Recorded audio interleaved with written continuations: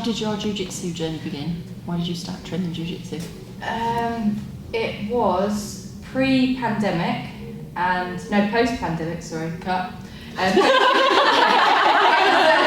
was take two. It was post-pandemic, and we was all in bubbles still. And Connor said, "Oh, I've got this martial arts thing I want to go to, and you could only bring your partner." So I was grappling dummy, and I just turned it up in my, I squeezed into my gym gear because it was post-COVID, and then I just fell in love with it really, and then carried on training. You carry on, and you go through the motions, and then I'm better than he is now, so it's it's fine really. It's great.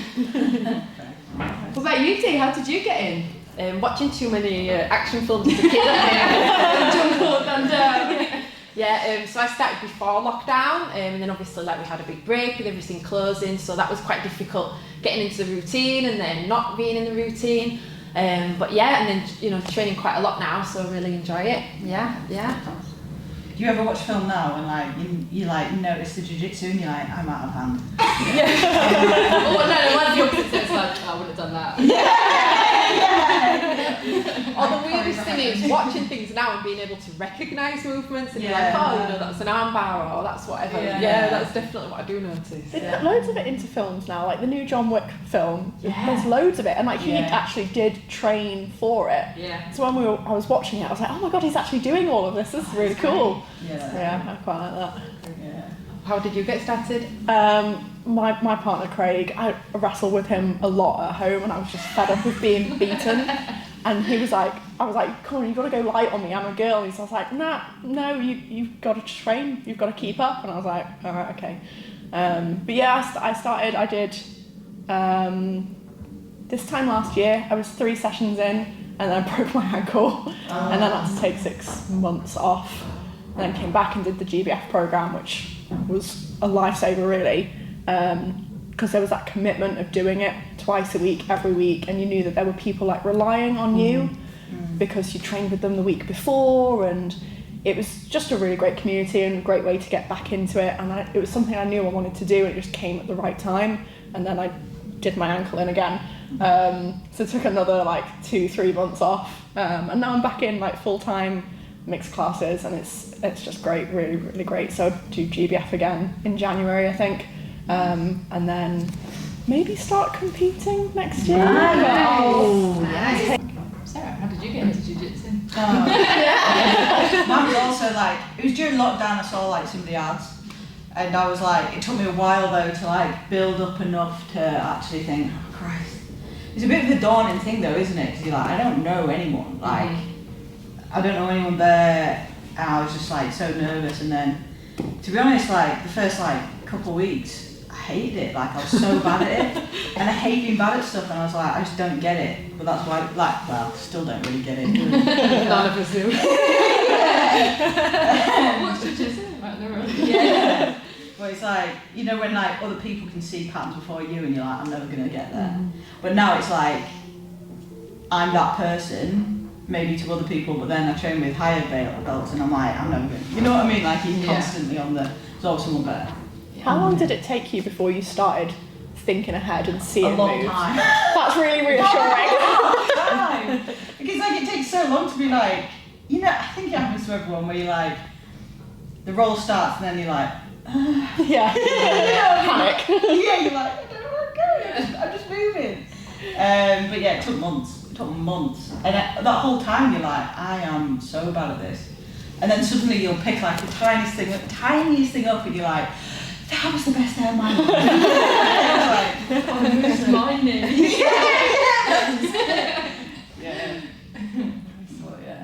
Did GBF help coming into the main classes with basic techniques before you came in? Definitely, and I think it was just a confidence thing as well. I started doing jiu-jitsu through GBF, and there's no way I could have started mainstream classes fresh. It's just because it's just, I was so nervous on my first day joining GBF, so nervous and so out of my comfort zone.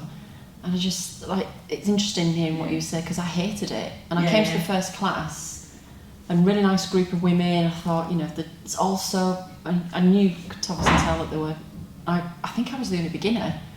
And like, I met Ellie and I was like quite intimidated by you, because you were like a blue belt. But I walked and I'm like, oh, there's this blue belt, this like gorgeous badass blue belt. Who's good? Do you know what I mean? Oh my god! And I just remember thinking, what am I doing here? What am I actually doing? Why am I? What do I think I'm doing? This is ridiculous, and just felt completely ridiculous. And even though it's such a nice group of women, so friendly and really nice vibe in that way. But I didn't think I was going to come back after the first class. I just came out and thought, no. No, that is just...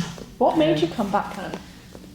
Because I'd wanted to learn some form of self-defence for so long, and I did enjoy the class. I just felt so self-conscious and so out of my comfort zone.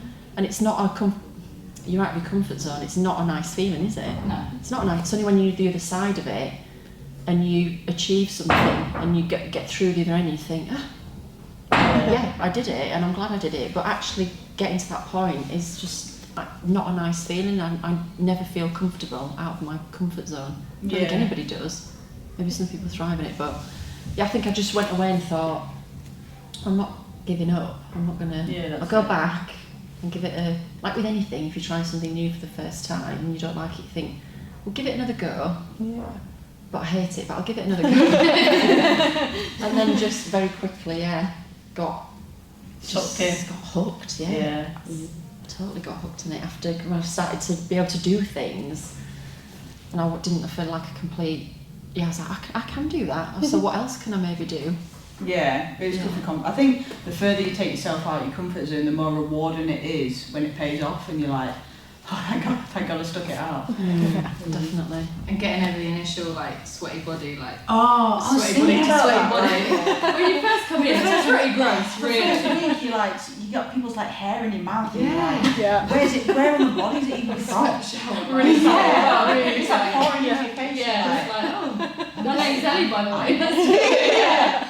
Do you find things like being in close guard where you put your legs wrapped around a complete stranger and it's just a bit like a lot of jiu-jitsu is getting past so intimate sort of personal space, isn't it? Yeah. And then when you do, it's fine. Yeah, it's good. I think that's definitely something that like I found a list not to like say I thought jiu-jitsu was weird, but I didn't. I thought it was like a really weird, my obviously partner did it, and that's kind of, I used to do like a bit of Muay Thai, and so I was like, oh, I love this kind of stuff, but I was like, I'd never really do jiu-jitsu, like it's kind of just hugging, like a lot of my image of jiu-jitsu at the time was like, just men like hugging each other and rolling around. And so I was a bit like, don't really think that's for me. But I did the GBF for a few sessions as well, and before I moved into the mixed class, and that definitely I think helped, because I feel like you naturally feel a little bit more comfortable with a woman, so it's like maybe that's like a bad thing to say, not very PC, is it? But you do feel a bit more naturally comfortable. And then moving into the mixed class, I had really good experiences with the first men that I trained with, which was really cool. So I think that definitely helped, because initially I was like, this is the weirdest sport in the world, like why do people do this? And also I think it's still, even though it's getting more popular, I do think it's still quite niche. And so it's like if you don't know anything about it, like coming into it, it's like an odd thing to do. But I think the GBF program initially really, really helped that. I thought it was really cool. Because you chat so much during the GBF program, which I feel like guys typically don't chat that much. They could train with the same person for weeks and not know each other's names. So that was something that I took in. I was like, I'm quite chatty anyway, but I'd chat to my partner and push past that initial resistance of they're clearly why is this girl talking to me? And it helped, because then you'd be when you're doing specific training at the end, you're oh, you can go a bit harder, and that helps you, it helps them. Because I think initially some guys want to be a bit lighter with you, you're delicate. And it's actually no, that's doing me a disservice, so I'm going to let you know, go harder, it's going to help me, it's going to help you. And that's something I took from the GBF as well. Yeah, I think rolling with guys, I get from their point of view, it's a tricky one. Do you go too light? You can't go too hard. Do you talk, not talk, because you're already in that weird, intimate situation. So I think it's just communication with them, really. And if you don't like something, just say, sorry, that was a bit too much, or you can go harder, or you can go lighter. I think just communication when you're rolling with guys especially is key, and they're pretty open to it. I haven't had once I've told somebody or something like that, they've never had the ump or anything. They've been like, oh right, sorry, I didn't realise, and then you carry on, really. Yeah. I'd appreciate it if people told me sometimes, because I want to help people train and for them to have a good session, but I don't want to be hurting someone or doing something wrong, so I think anyone would appreciate it. You should do that little feedback forms. Out of 5. Control. Your mount, 2 out of 5. You ever feel sometimes like you wait? Well, maybe it's like I wait to see how the role's going to be. I'll be like, right, how hard is this about to be? And that'll dictate how hard I go. And then throughout the role, I'm constantly like managing myself to match their level. But I think as girls, we're kind of like, we're both waiting.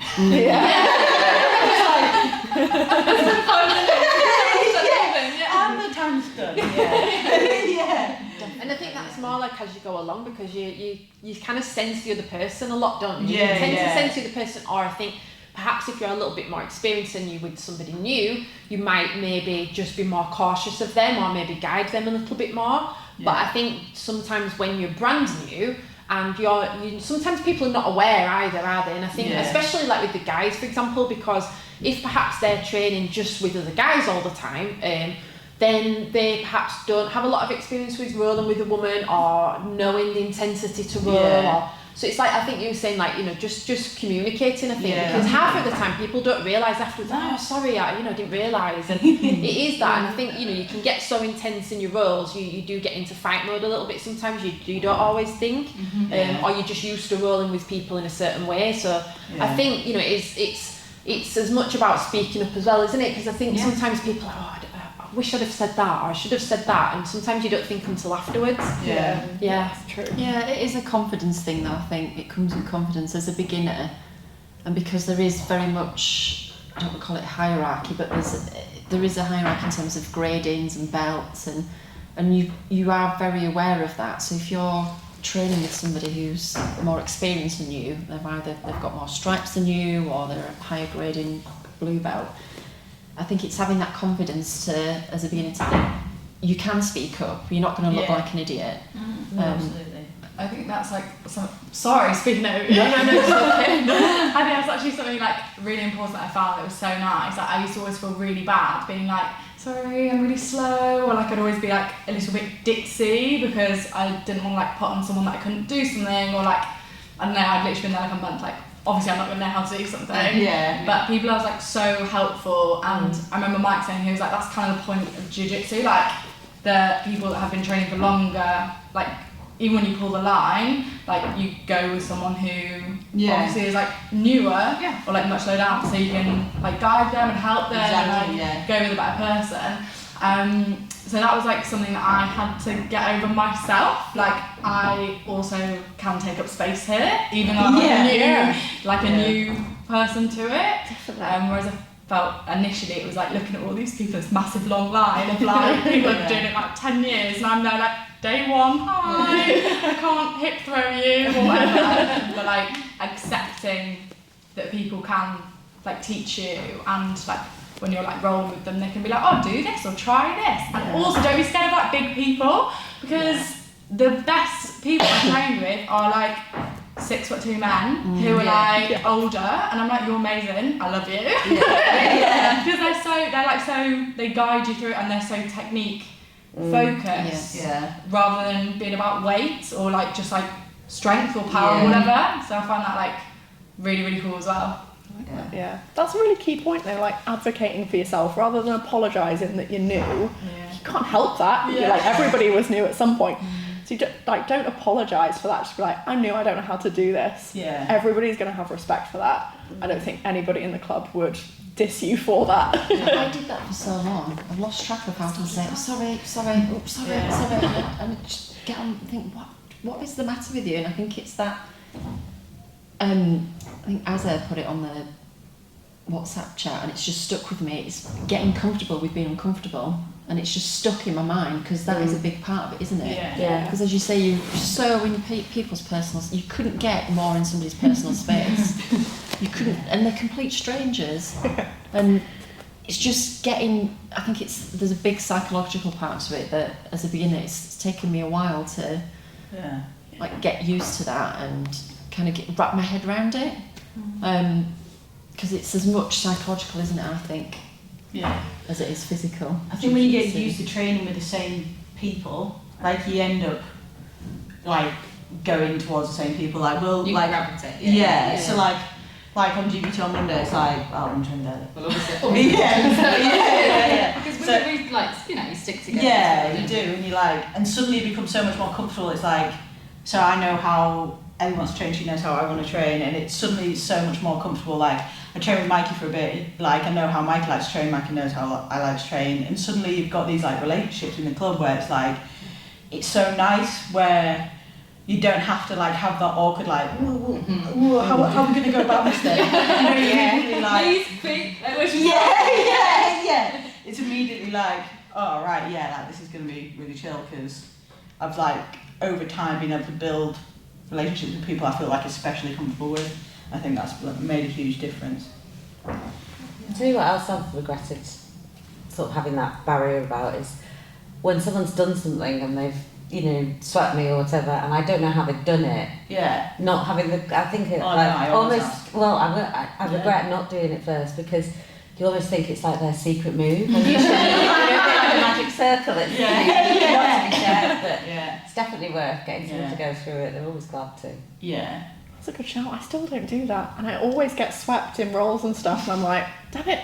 Yeah. And then I never thought to ask. Like, So how would you, like, for somebody who trains with maybe the same, if I saw Liv, if any of you guys would be like, let's train together, how do you go about approaching somebody new who you haven't trained with before? Horrendous, isn't it? Really? Yeah.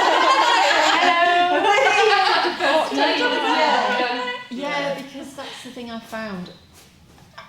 I think it helps with growth and It does, yeah. to try and train. And I'm still trying to get comfortable training with guys. Yeah. I had some really, really great training experiences. And each time I do train with a guy, I quite think, oh God, that was really good. Yeah. And I can train with a guy, you know, it's not, get past that awkwardness of, like you say, some of the positions you get into in jiu-jitsu, you know, pretty compromising. yeah. And they're a complete stranger. You think, oh my God, I've just got to literally park that. I've got to put that, because we're all here to do that. Yeah. And it's weird for them as well. We all feel. That's the thing. I always wonder like what are you thinking? Yeah, That's what I'm paranoid about. What are you getting out of this? Are you?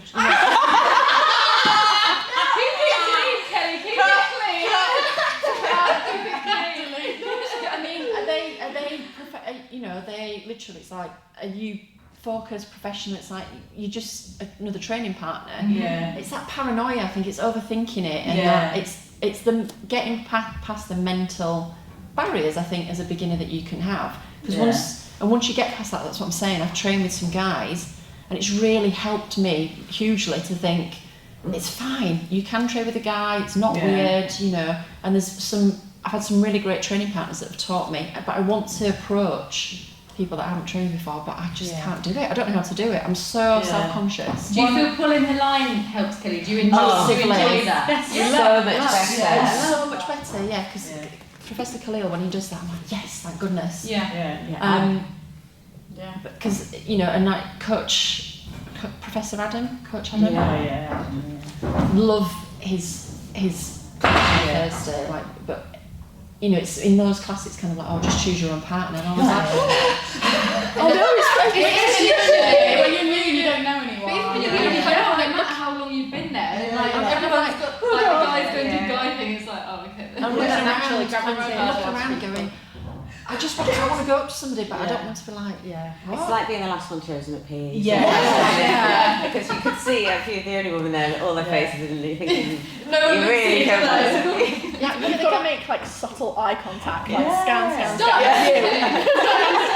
It's not in the car park. So who are you training with? Just wait in the car park. Do you come here only 5 times a week? That's what I mean. It's no matter, because there was one guy that he just came up to him and he was literally like, "Hi, I'm such and such." Nice. Great. And it was great because I didn't Oh my God. have time to go. Did he make eye contact with me? Does he want to train? Or But maybe you is can it be just- that person to someone else. Yeah, Because exactly. it was brilliant. Because I didn't have time to think about it. To go, I was just like, yeah, great. I was like, hi, I'm introduced myself, shook my hand. I was like, yes, this is, and I want to be able to do that to somebody else, Yeah. but I would feel like a bit But of they're an all idiot. feeling the same. Yeah. I think everyone does. Obviously, you get your little Everyone's groups and stuff, but there will always be a Yeah. class when your preferred people to train with aren't there, and then you're a bit like, oh. And I would like to go and ask somebody who's more experienced, but I'm so paranoid that they're just going to be. Absolutely not, Kelly. There's nothing, I don't think you lose anything in drilling with someone at a lower grade than you at all. You're still drilling the technique, there is no loss to your learning by training with a lower grade. So there's no like cost to you. So like, If you can't explain it, you Yeah. don't know it. From and like that point person of view. still gets to drill the technique, they're not really losing anything. So, and they still get to bowl with whoever they want at the end. So it's like for that phase of like, what, after the warm up, we do 2 techniques. There's actually a small amount of time where they'll be training with you. Because I used to be like a proper overthinker about like pairing up and things. So I just thought, worst case scenario, I'll go in a 3. You know what I mean? Like if I'm that person, that lost sheep, I'm like, you know what, it doesn't even matter, I'll just go in a 3. Or another thing I did, which was horrifically difficult, but I went to other gyms. And it's like suddenly you're like, I know no one. You know what I mean? And you're just I like, have to go. yeah, that's it. So it's like, obviously when I was travelling, it was always a new gym all the time. And I was just literally like, I don't know, a single person. I'd like message them on Instagram to go down. Only the instructor knows I'm coming. And then I'm there and I'm like, oh God. Yeah. But then you come back and you're like, oh, I vaguely know someone. This is easy compared to what it was. Yeah. So you like make yourself even more uncomfortable. Suddenly your comfort level grows, I think. And just like exactly what you were saying before about, you know, getting comfortable, being uncomfortable. So if Yeah. they're things that make you feel uncomfortable, try maybe like once a week thinking to yourself, okay, this, do it. you know, like when I train on a Wednesday or whatever day it is, you know, that's the day I'm going to try and train with someone new.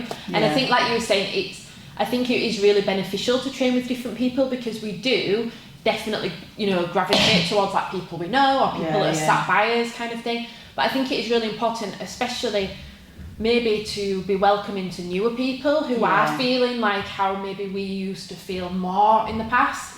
But I think it had to have a range of training partners as well because yes, we ideally want to train with someone around the same sort of size and build, but you also get a lot, you know, about training with different people as well, don't you? So you know, if you train with someone a bit heavier, you know, within reason, you maybe learn to use your technique versus your strengths.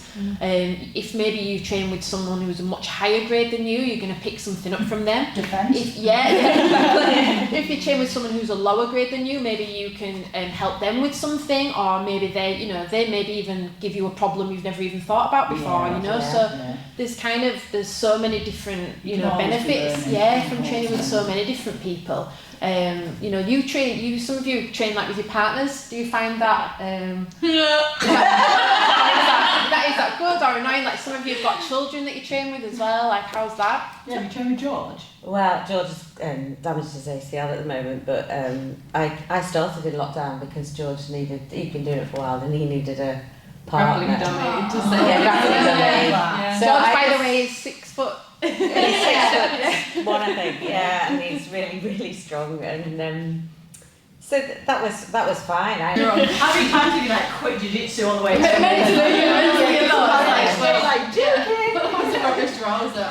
just going to quit that. But if you have a good night, which does Yeah. occasionally happen,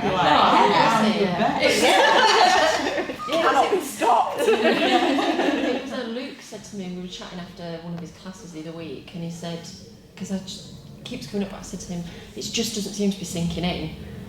He's like, Kelly, I think I was 3 stripes before I even started having a clue what I was doing. I could remember anything. It clicked when I had 3 stripes, and I've got 2 stripes now. So I was like, oh, okay. We're nearly there. It's going to click. It's coming. But it's it's always reassuring when somebody who's more experienced, like you guys and Coach Luke, tells you that, because it's really reassuring. Because instead of feeling like an idiot and thinking it's not clicking because I'm not meant to be doing it, you think, oh, it's part of the process. Yeah. So every time somebody who's more experienced says that, you think, oh, okay, just be patient. Just be patient. Yeah. Just stop beating yourself up about it and overthinking it, and understand it's part of the process, but it's very reassuring to hear that. Because the amount of times you do want to quit and think, can't do it. Yeah. Like, I'm not do getting it. better, what's the point? But it's kind of like It's like a two-way process as well, isn't it? Because I think if you get a technique or you have a really good day, you really motivate and you have that momentum, like, okay, yeah, I'm ready for my next class. Yeah. But then also sometimes, like, you can have a bad day, you can feel bad about it, but then you're like, oh, right, no, you need to get over that, you need to come back and learn. And I think it's very much peaks and troughs. So I kind of notice, I don't know how anybody else feels, but I kind of notice that if I'm like having a couple of really good sessions, I'm about to have like a really challenging or difficult one. And if I've had like maybe a week where I'm like, God, this week was really difficult, like I don't seem to be getting any of this, or like, what's happening here, then something really good will happen, or a technique will click, and then that'll give me the momentum. And I do very much find, it's not always kind of like everything's great or everything's terrible. It is kind of peaks and troughs. Terrible. Yeah.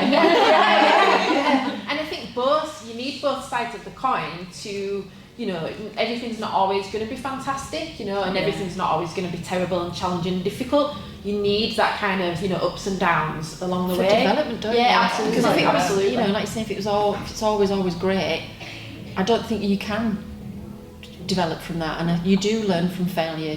I am learning so much from getting it wrong and coming away, and it's mental adversity and getting over that and thinking, well, you failed that week. That class was absolutely terrible.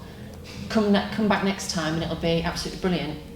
Yeah. And to start off with, I didn't feel like that, but now I do. Yeah. Now I've kind of got to that stage in process thinking, I know I'm going to have bad classes where things are just not clicking. But as a beginner, there's all this stuff that you don't expect as a beginner. You think, and you just take it as finite, that I can't do it. Well, it's not for me. Something that happens to me, not even peaks and troughs, but you'll think, I'm never going to get it. And then one day, you're rolling with someone, your leg goes here, your arm goes there, you do something, you're like, how did I do that? Something's been going on that I wasn't aware of.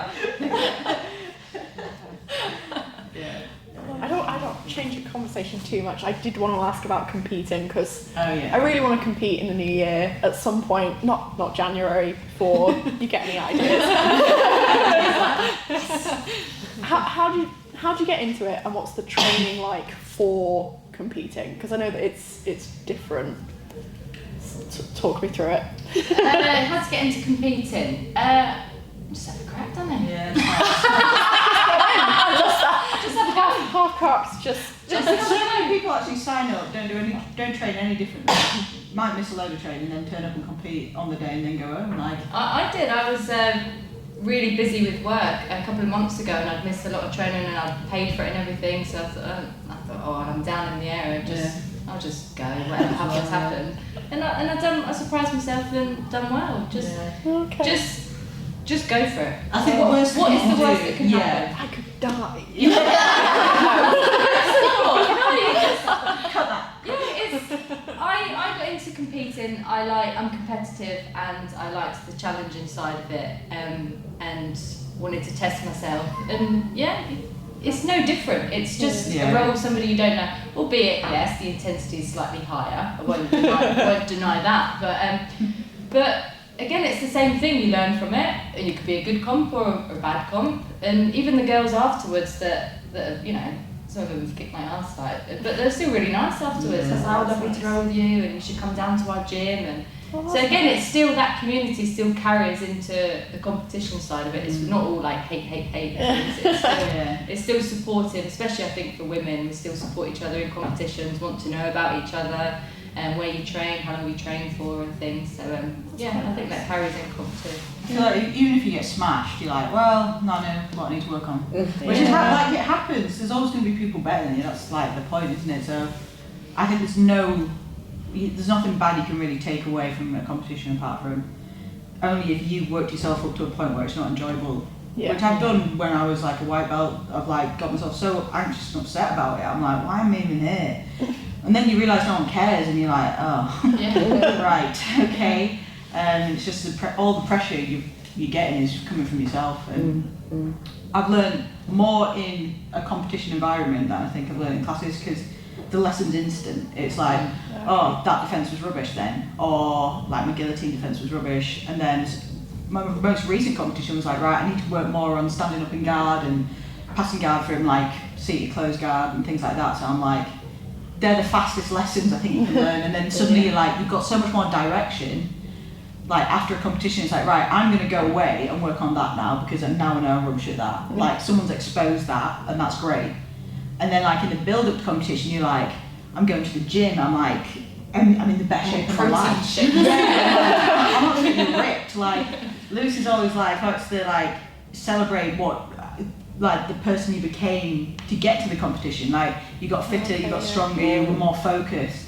And I was saying like, yeah, like you're signing up and you're basically putting a time on yourself to like get in good shape and feel good, and you know what I mean. I just think that's like that's the fun of it, is like giving yourself a motivation to get better instead of just like turning up and like chilling For the out. best, yeah. Yeah. How do you feel in the run up to like maybe like the 24 hours before, or Oh, how do you prepare? A real mix. Yeah. Last time I was so ill, like I just thought I'm just gonna have to I was so cold. You were stinking cold. I was like, I couldn't breathe, and I was just like, I'm just gonna go and like, and I was like, I'm gonna get smashed, but I actually won my first fight, and I got hilarious. Yeah. But then I was like, done. And I was like, well, whatever happens now, it's just like, it's gonna be great going against new people who are like better than me.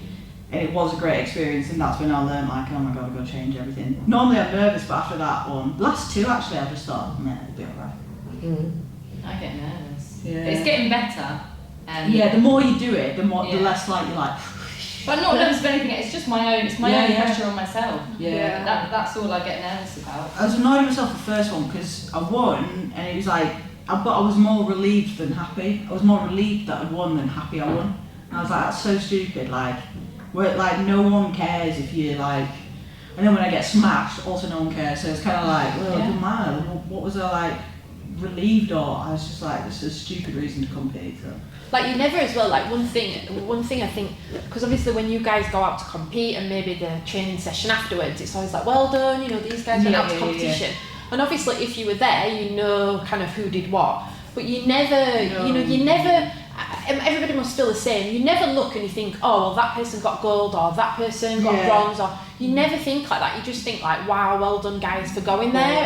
And I think maybe even perhaps if somebody has a bad experience, you're more like, oh, you did fantastic, you did, because you just know how much that they put into it. And it's not always about the results. Of course, it's great, like we've seen some guys recently do some big competitions and win gold, and you're really happy for them, because that's like a milestone in their journey. And maybe it's quite a prestigious competition or something like that, so that is great. But you're just kind of glad to see everybody there, and I love, I haven't competed, but I love going to the competitions, and I'm always shouting really loud and stuff. Just turn the volume down a bit.